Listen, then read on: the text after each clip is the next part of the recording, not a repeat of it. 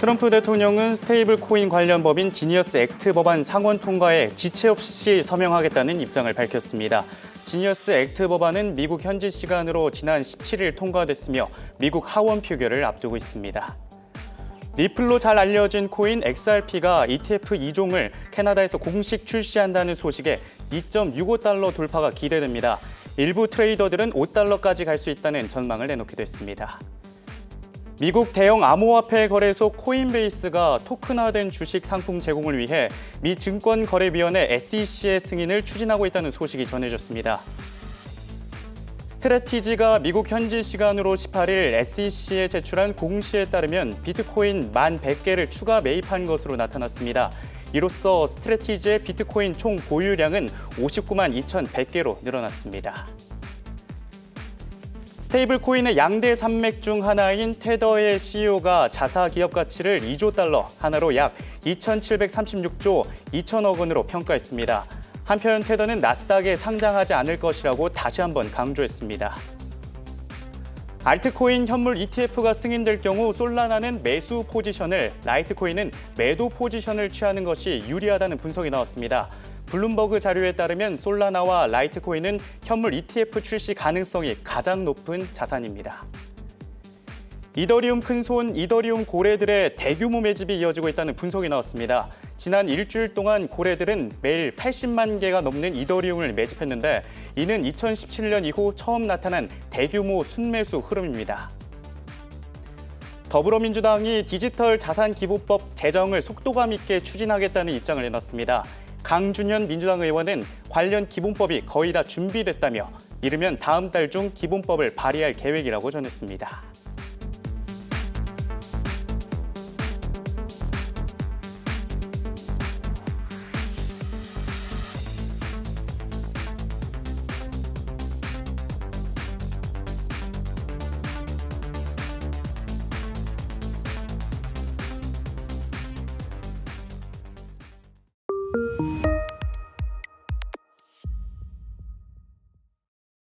네, 안녕하십니까. 한 주 동안 코인 시장의 움직임을 정확히 알아보는 시간, 코인 마켓워치의 이준호입니다. 네, 먼저 한 주 동안 있었던 코인 시장의 이야기들 제가 전해드렸는데요. 다음으로 한 주 동안 코인 동향 암호화폐 시장 지수를 UBMI로 살펴보도록 하겠습니다. 이스라엘과 이란의 지정학적 리스크가 지속되면서 6월 16일 전까지 횡보하는 모습을 보이다가 양국이 협의를 하려는 모습, 그리고 트럼프 대통령이 폭스뉴스에 나와서 이란 관련해서 연설을 한 이후 UBMI 지수 2만 선을 잠시 돌파했는데요. 네, 그러나 미국과 이란 협상이 중단되고 다시 상황이 악화되자 폭포수처럼 하락하는 모습을 볼 수 있었습니다. 네, 비트코인 시가총액, 전체 시가총액도 한번 확인해 보도록 하겠습니다. 현재 금요일 기준입니다. 3조 2,500억 달러를 기록하고 있고요. 약 4,485조 원을 기록하고 있다는 점 체크할 수 있겠습니다. 3조 2,500억 달러의 시가총액을 보이고 있다는 점 참고해 주시면 좋겠습니다. 끊임없는 불확실성에 이어지는 이 시장 속에서 주요 코인 흐름과 또 개별 종목의 흐름들 한번 살펴보는 시간입니다. 코인 딥다이브 블루밍 비트의 이수연 기자와 함께 자세한 이야기 나눠보겠습니다. 안녕하십니까? 안녕하세요. 네. 우선 비트코인 가장 중요하죠. 그래서 비트코인 차트부터 한번 살펴보도록 하겠습니다. 이 13일 부근이죠. 13일 부근에서 여기 이렇게 쭉 피레치처럼 떨어진 것을 저희가 볼 수 있었습니다. 13일에 무슨 일이 있었느냐? 많은 시청자분들이 아시겠지만 바로 이스라엘이 이란을 선제 공격하면서 중동 분쟁이 시작됐던 날이었습니다. 이후 그래도 이 피레침을 말아 올리면서 그래도 양봉을 형성했죠. 회복을 한 비트코인이었습니다. 그리고 또 이번에 17일에는 그런데 횡보하다가 또 이렇게 하락하는 모습을 보이기도 했는데 이때 도대체 무슨 일이 있었나요? 17일에는 이란이 이스라엘과 본격적인 전투 태세를 벌이겠다라고 의사를 밝힌 날이었죠. 네, 그래서 굉장히 양국의 분쟁이 격화된 날이었습니다. 사실 16일만 해도 이란이 이스라엘과 관계 완화 의사를 밝히기도 했고 또 둘의 갈등의 핵심이 되는 게 이 핵 보유 여부잖아요. 그쵸. 이거에 대해서도 이란이 핵 보유할 의사가 없다라고 밝히면서 조금 분쟁이 누그러지는 그런 분위기였거든요. 네. 16일에는 캔들이 양봉을 형성을 했어요. 그래서 네. 전일 대비 소폭 상승하는 그런 모습을 보였는데 보시면 여기 위로 이 피라침이 네네네. 쭉 올라갔다가 다시 누그러지는 모습이 있었습니다. 네, 그래서 이런 어떻게 보면 분쟁이 좀 완화된 모습이 이렇게 차트에 그대로 반영이 된 거죠. 네, 제가 또 기억하기로는 이 트럼프 대통령이 그때 이란 관련해서 좀 우호적인 이야기를 했다가 빡 터졌다가 다시 그렇죠. 누그러졌거든요. 네, 그런 영향도 분명히 있었고요. 네. 그래서 바로 하루 만에 또 분위기가 반전이 됐습니다. 어떻게 됐냐면 이란이 이스라엘이 공격을 멈추기 전까지는 계속 공격을 할 거다라고 말을 했고요. 이러다 보니까 위험 자산에 대한 회피 심리가 크게 발동하면서 비트코인뿐만 아니라 이날은 다른 자산들도 전반적으로 하락하는 모습을 보였습니다. 아, 그래도 이런 분쟁 리스크가 발생하면 장대 음봉을 형성하면서 사실 투심이 약화되기 마련이잖아요.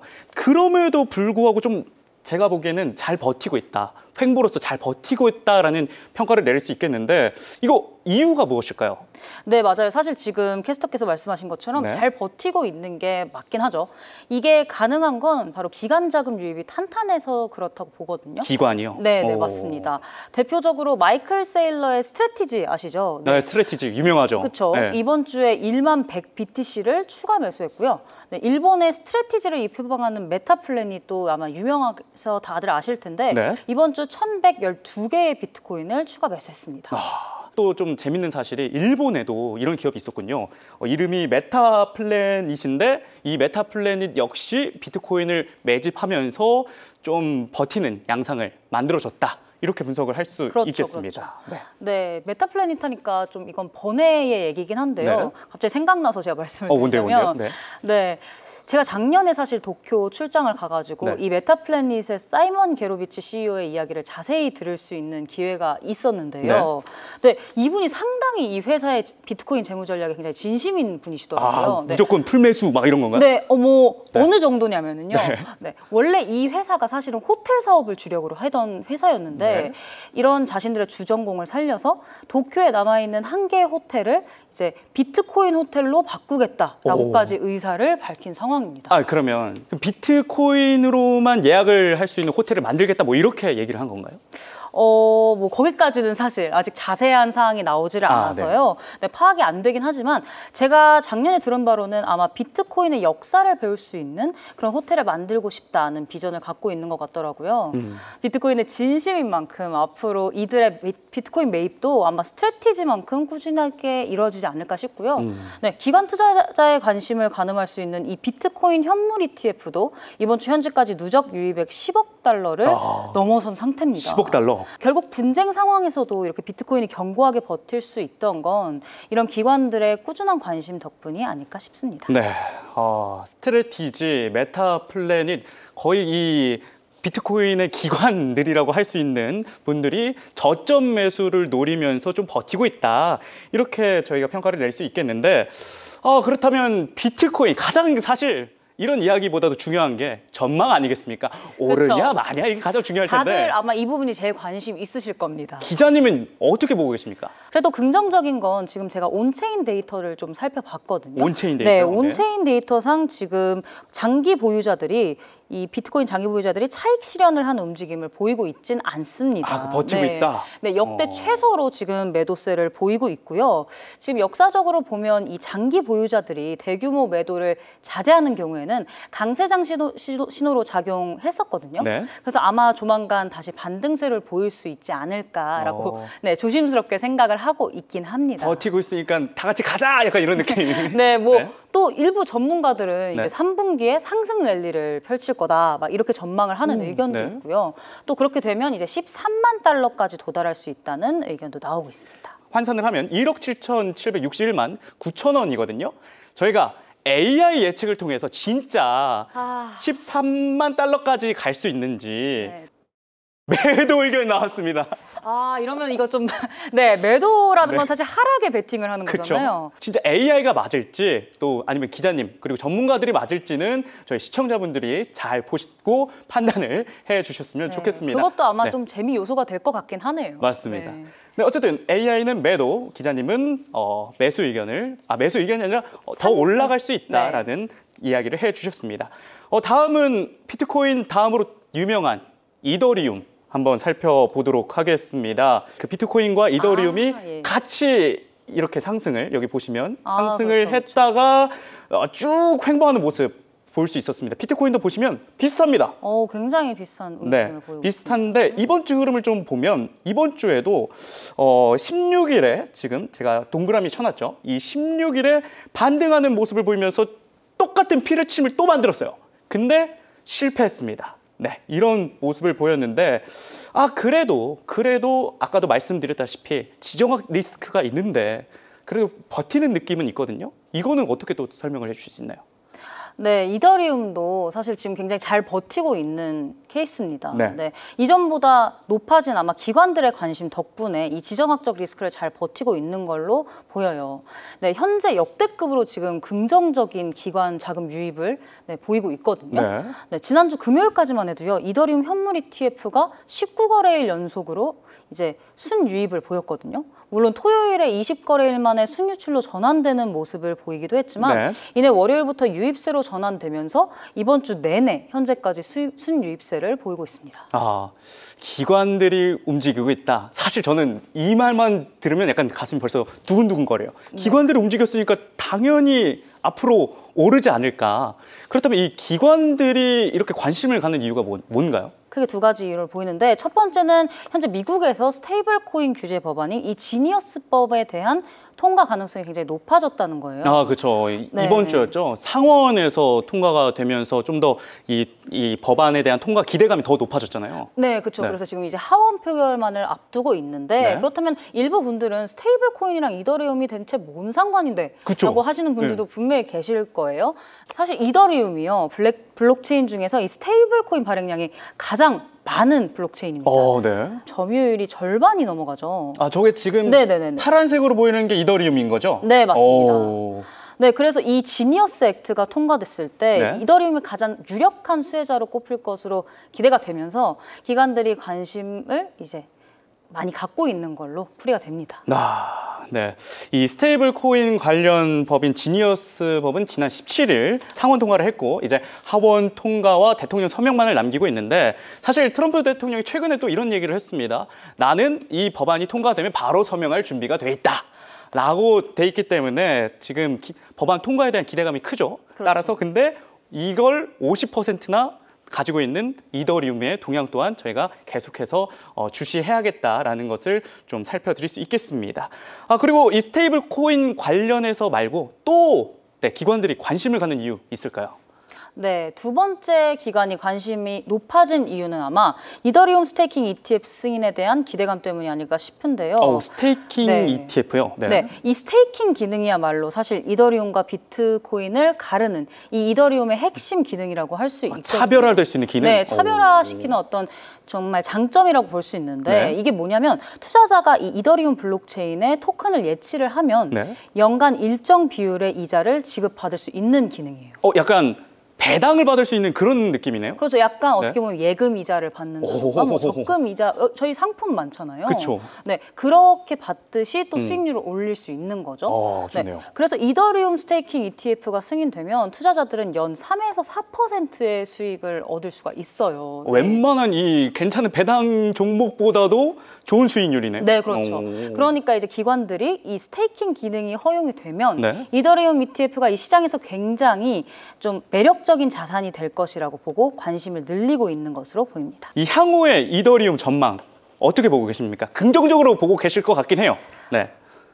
네, 지금 주목해볼 만한 또 온체인 데이터가 있더라고요. 그래요? 네, 지금 기관 수요가 늘어나면서 이른바 큰손 투자자, 즉 고래들의 매집 활동이 굉장히 늘어났다는 거거든요. 네, 지금 고래 매집 활동이 어느 정도냐면 2018년 이후 가장 큰 규모로 발생했다고 합니다. 이 보통 고래들은 우리 개인 투자자들처럼 이 최저점에 진입을 하는 게 아니라 상승 흐름이 강해질 조짐이 보일 때 이 매수를 하는 경향이 있거든요. 그래서 지금 고래들의 움직임이 지금 전문가들이 얘기하기로는 지난 2017년에 이 이더리움이 10배 상승하기 전의 움직임과 상당히 비슷하다라는 얘기까지 나와서 굉장히 상승 기대감이 커지고 있는 상황이긴 합니다. 그럼 지금 그때 상황하고 비슷하기 때문에 지금 이 10배 상승할 수 있다 뭐 이렇게도 해석할 수 있는 건가요? 어디까지나 말씀드리지만 네. 좀 전망에 대해서는 사실 전망이니까. 그쵸? 단언을 할 수는 없고요. 그만큼 뭐 네. 긍정적인 요소가 사실 있다는 건 맞는 것 같아요. 네. 그래서 저 역시도 그래서 결국에는 상승을 할 것 같은데 다만 그 전에는 약간의 추가 조정이 있을 걸로 보이긴 합니다. 추가 조정. 네. 이제 이더리움의 굉장히 중요한 지지선이 전문가들은 이제 2,500달러 선이라고 보고 있거든요. 네. 그런데 이게 깨지면 2,000달러까지 떨어질 수 있다는 분석들이 나오고 있어서 일단 당장은 이 지지선을 사수하는 게 가장 중요할 것으로 보이고요. 네, 상승한다면 지금 업계 분석가들은 이더리움의 단기 목표가를 3,500달러에서 4,000달러로 보고 있거든요. 네. 그래서 이더리움이 과연 언제쯤 이 지점에 도달할 수 있을지도 주목이 되고 있습니다. 단기 목표가가 3,500달러에서 4,000달러면 하나로 478만 원에서 548만 원입니다. 그렇다면 또 AI 예측을 저희가 한번 봐야 되겠죠. 매수 의견, 네, 이번에는 다행히 네, AI와 네. 의견이 합치가 됐네요. 네. 맞습니다. 그리고 또 예상 수익률이 9%나 돼요. 굉장히 높은 편이죠. 물론 한 4,000달러까지는 못 미치지만 그래도 예상 주가가 386만 2천 원까지 오를 수 있고 상승 확률은 53.33%. 긍정적인 투자 의견까지 들어봤습니다. 자, 그렇다면 리플 관련한 소식도 저희가 전해드려야겠죠. 리플은 이 전반적인 추세를 봤을 때 비트코인과 이더리움과는 좀 달라요. 이더리움과 비트코인은 그래도 횡보하는 모습을 보였는데 지금 리플 같은 경우에는 지금 제가 이렇게 보이시다시피 네, 하락하고 있습니다. 이렇게 하락하는 모습을 보였고 또 이 지난주 대비 3% 넘게 하락을 했거든요. 그리고 확대해서 봤을 때 18일이죠. 18일 가격은 하락을 했습니다. 가격 하락하면서 이 장대 피레침을 만들어냈는데 거래량을 보시면 지금 이 거래량을 보시면 좀 많이 증가를 했거든요. 이건 어떤 의미인가요? 네.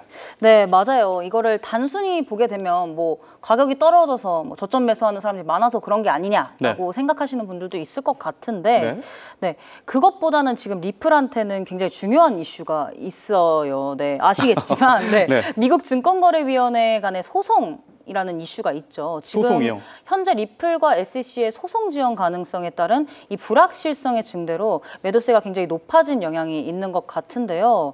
네, 앞서 지난주에는 SEC와 이 리플이 법원에 소송 중단 및 벌금 반환 요청을 했거든요. 그러면 이제 거의 다 사법 리스크가 줄어들었다 뭐 이렇게 볼 수 있는 네, 상황이었죠? 그러니까 뭐 이제 조금 합의를 보겠다. 이거를 이제 마무리가 될 수 있을 거라고 보이면서 이 벌금도 이제 현재 보관 중인 1억 2,500만 달러의 민사 벌금을 SEC가 5천만 달러를 받고 이제 리플이 7,500만 달러 가량을 반환받는 방식을 제안을 했어요. 네, 그러고 나서 이번 주에는 또 법원에 공동 합의안을 제출을 하면서 이걸 승인해 달라고 요청하기도 했죠. 지금 이 양측이 항소 보류를 요청하면서 리플과 SEC는 8월 15일까지 이 상태 보고서를 제출해야 하는데요.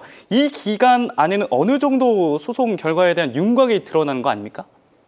네, 맞습니다. 그렇다고 해서 이 8월 15일에 뭐 소송 결과 여부가 딱 나온다. 이거는 아니고요. 진짜? 네네네. 나왔어야 이 리플 투자자 분들이 좀 안심을 할 텐데. 근데 아니군요. 물론 빠르게 더 나올 수도 있긴 합니다. 이날은 말 그대로 중간 보고서를 법원에 제출하는 마감일이거든요.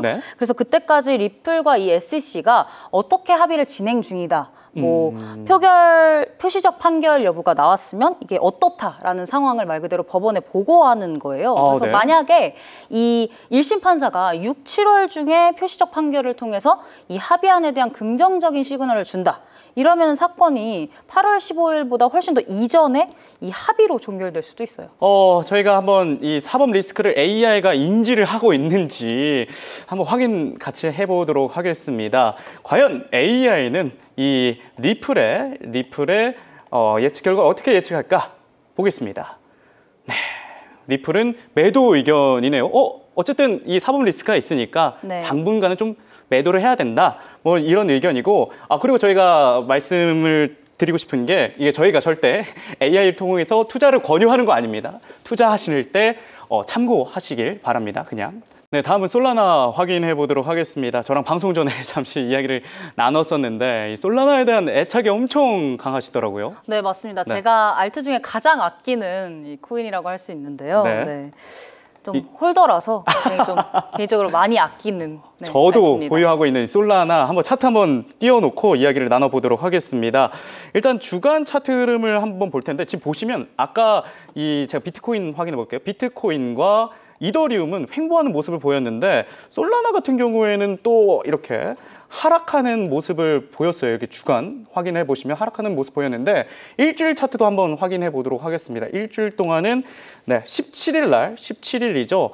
이 동그라미로 제가 확인을 해드리도록 하겠습니다. 이 17일 날 급락하는 모습을 보였습니다. 아무래도 이 17일 날 중동 분쟁 리스크가 터졌기 때문에 하락할 수밖에 없었죠. 그런데 18일 여기 18일 보시면 바로 반등을 시도를 하는 모습 여기 18일 보시면 반등을 하는 모습 보였고 현재는 1,400달러대에서 횡보하는 모습을 보여주고 있습니다.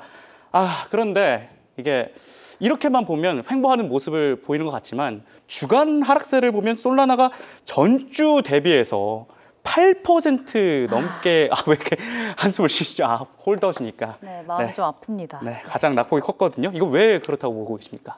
네, 지금 되게 속이 쓰리거든요. 네. 네, 일단 솔라나의 경우 지난주에 이제 SEC의 현물 ETF 승인이 생각보다 더 빠르게 나올 거란 기대감이 커지면서 5% 넘게 상승했습니다. 네. 이제 그런데 이번 주에 아시다시피 중동 분쟁으로 이 상승분을 대부분 다 반납을 하면서 네. 낙폭이 좀 컸던 데에 영향을 미쳤을 거라고 보여요. 네. 또 앞서 SEC가 솔라나 현물 ETF 발행사들에게 증권 신고서에 이 수정안을 요구했고 네. 이 발행사 대부분이 이 수정안 제출을 완료한 걸로 알려지면서 빠르면 몇 주 안에 ETF가 승인될 거라는 기대감이 모아졌었거든요. 네. 네. 그런데 ETF 관련 소식에 굉장히 정통한 제임스 세이파트 블룸버그 애널리스트가 네. 아직 세부 조율 절차가 있어가지고 이 몇 주 안에 승인은 당장 어렵다고 단언을 하면서 사실 이 승인이 빨리 나올 거다 이런 기대감도 조금은 꺾인 상황입니다. 밈코인, 이 트럼프 계열 코인이 솔라나 계열이고 또 트럼프 부인분 멜라니아 여사의 밈코인도 이 솔라나 계열이잖아요. 그렇죠. 이 밈코인에 대한 관심도도 근데 예전에 비해서 많이 꺾인 게 아무래도 이 솔라나 하락세의 영향인 것 같은데 어떻게 보고 계십니까? 네, 맞습니다. 사실 네. 전문가들이 꼽는 또 다른 이유는요. 네, 솔라나의 성장을 강력하게 이끌었던 이 밈코인 열풍에 대한 과열이 다소 식었다는 데 있는데요. 네. 네, 사실 지난해 솔라나 상택의 폭발적인 성장은 바로 이 밈코인 발행 플랫폼인 이 펌프다펀을 비롯해서 이런 밈코인 디앱들이 이끌었다고 봐도 과언이 아니라고 보거든요. 네. 네, 실제로 펌프다펀이 지난 1년간 약 7억 달러, 그러니까 우리 돈으로 5.5조 원의 수익을 착출했고요. 네. 네, 솔라나 밈코인 생태계의 총 시가총액만 보더라도 약 100억 달러, 그러니까 13조 9천억 원 정도의 규모를 가지고 있어요. 그렇게 굉장히 크죠. 밈코인이 많은 걸 차지하고 있네요. 네, 그렇죠. 솔라나에? 그러니까 사실 솔라나 네트워크의 네. 활동을 이 활발하게 한 데는 이 밈코인 발행을 사실 빼놓을 수가 없는데 네. 이 참 슬프게도 관심도가. 네, 관심이 예전보다 많이 줄었어요. 네. 네. 그걸 보여주는 게 지금 솔라나 네트워크의 활동 이제 상태인 건데 지금 네트워크 활동 자체가 지금 좀 정체 상태라는 겁니다. 네. 지난주 그러니까 8에서 15일 기준으로 디파이라마 데이터를 한번 같이 보겠습니다. 네. 이 솔라나 디앱 주간 수익이 4천만 달러 밑으로 떨어졌어요. 네. 참고로 이제 솔라나 디앱들은 지난해 11월부터 2월까지는 주당 1억 달러 이상씩 수익을 창출했거든요. 네. 그러니까 이거를 감안했을 때 상당히 큰 감소라고 할 수 있겠죠. 이 솔라나에 대한 업계 전망은 어떻게 있나요? 뭐가 있을까요? 네, 일단은 현재로서는 중장기적인 상승을 예상해 볼 수 있는 호재가 있긴 합니다. 네. 다들 아시다시피 바로 솔라나 현물 ETF의 승인 기대감이 지금 커지고 있는 상황이죠. 근데 제임스 세이파트님께서 찬물을 끼얹으셨잖아요. 네, 그거는 이제 빠르게 몇 주 안에 승인이 어렵다라는 어렵다. 얘기고요. 네. 사실 올해 승인 확률은 90%로 보고 있어서 네. 이 블룸버그에서 90%로 보고 있으니까 사실 올해 승인은 거의 확실하다 뭐 이렇게 보는 거고요. 네. 그래서 빠르게 승인이 된다면 7, 8월에 나올 수도 있고 그게 아니면 이제 SEC의 심사 최종 마감 시한인 이제 10월에 나올 것이라는 분석도 있습니다. 네. 이게 이제 승인만 된다면 기관 투자자의 유입을 촉진시킬 수 있기 때문에 어쨌든 새로운 상승 재료가 될 걸로 보입니다. 중장기적으로는 솔라나가 250에서 300달러까지 오를 것으로 보고 있는데요. 네. 특히 제임스 세이파트 블룸버그 애널리스트는 솔라나 현물 ETF가 승인이만 된다면 이 가격이 3일 만에 무려 105%나 오를 수도 있다. 굉장히 긍정적인 전망을 내놨죠. 네. 네. 그래서 실제로 이더리움 현물 ETF도 승인 후에 이틀 만에 25%가 상승했기 때문에 이제 이거랑 비슷한 반응을 보일 수 있다는 겁니다. 중동 리스크의 영향이랑 금리 제한으로 인해서 또 투자 심리가 좀 위축된 상황입니다. 그래서 네. 현재 수준에서 아마 횡보세를 이어가지 않을까 조심스럽게 예측을 해봅니다. 좋습니다. 기자님께서는 솔라나에 대해서 장기적으로는 좋지만 단기적으로는 횡보세라고 말씀해 주셨습니다. AI와 의견이 같을지 솔라나 예측 버튼 꾹! 정확하시네요. 네. 역시 이 솔라나의 그렇죠. 애정이 크기 때문에 제가 정말 많이 애정하고 있습니다. 네, 이 정확한 이 의견을 일치한 의견을 내주셨습니다. 애정만큼 일치한 의견 내주셨고요. 네, 이렇게 해서 솔라나 관련 의견까지 정말 애정 어린 의견. 그래서 AI와도 일치된 의견 주셨는데요. 네, 비트코인과 그리고 이더리움, 리플, 솔라나까지 저희가 살펴봤습니다.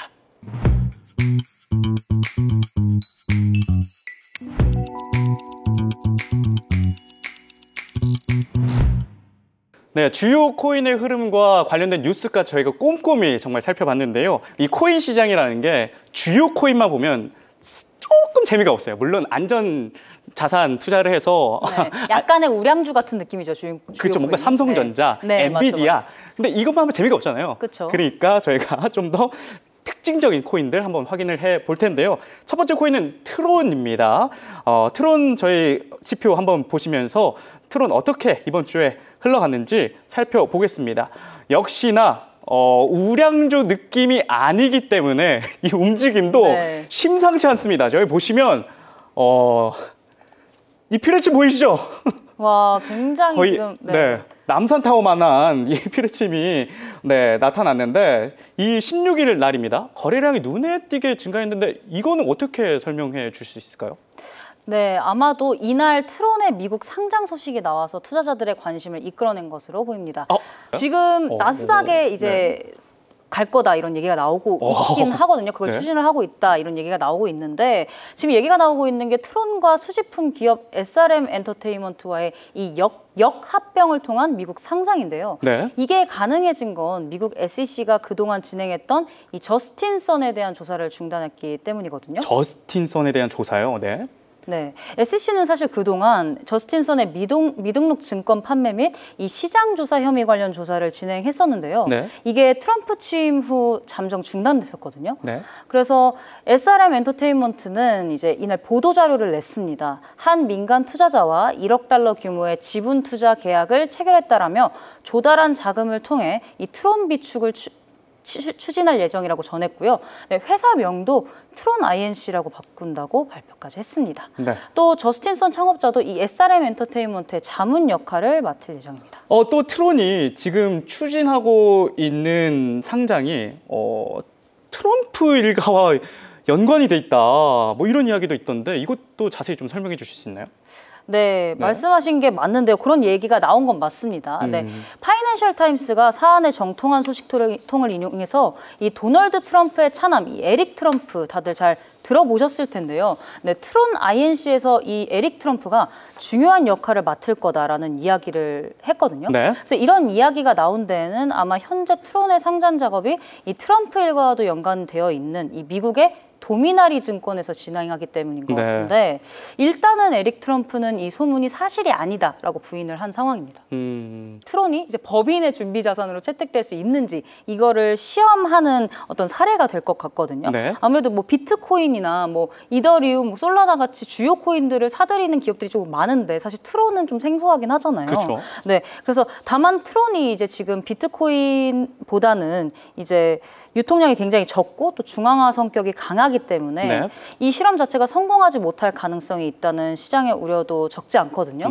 그래서 이런 부분을 좀 투자에 유의하시면 좋을 것 같습니다. 이렇게 해서 트론 이야기까지 저희가 나눠봤는데 AI 매도 신호 한번 매수 매도 신호 확인해 보도록 하겠습니다. 트론은 어떻게 예측할지 살펴보겠습니다. 오, 매수 신호를 예측하고 있고 지금 여기 이 빨간색 보이시나요? 여기 보면 이 AI도 약간의 트럼프 관련 수혜를 볼 것이다라는 걸 예측하는 느낌도 있습니다. 네, 그런 것 같습니다. 네, 그리고 나스닥 상장까지. 네, 아무래도 수혜를 볼 만한 호재들이 있는 건 사실이니까요. 네. 이렇게 해서 트론의 AI 예측까지 확인해봤고요. 네, 다음은 레이디움 소식입니다. 레이디움도 저희가 다뤄드릴 텐데 이 레이디움은 짧게 한번 말씀 나눠보도록 하겠습니다. 최근에 상장한 코인인 것 같은데 지금 거래가 이틀째 되고 있습니다. 근데 위험해요. 네. 네.